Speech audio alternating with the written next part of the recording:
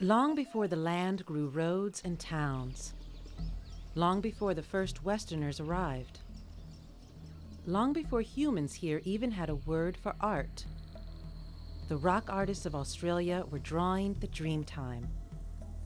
The Dreamtime for the Aboriginal people is their story of creation.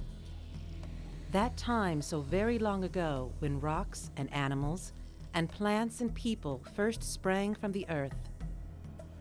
And their beliefs about the Dreamtime are reflected in ancient paintings on rock.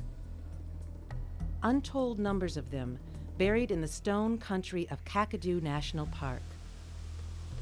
Thompson Yuligiru still paints in the time-honored way.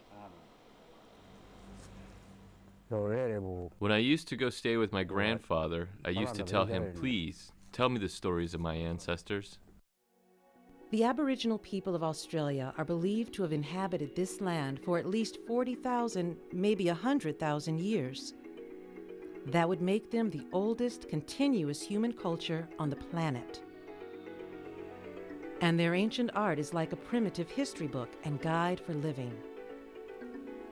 Pictures tell a story here of how birds warn kangaroos of approaching hunters. And here, the tale of war. Aboriginal people of old believed the pictures imparted powers. Paint a harvest of fat fish, and chances are one would come your way. Seasons played a big role in their lives, so many of the images were painted each year at a specific time. The artists used red ochre and yellow ochre, made of soil and white clay. Certain clans were responsible for painting specific animals. If your group painted turtles, that's what you painted, not kangaroos. It was all seen as magic, all ceremonial, part of keeping the earth healthy.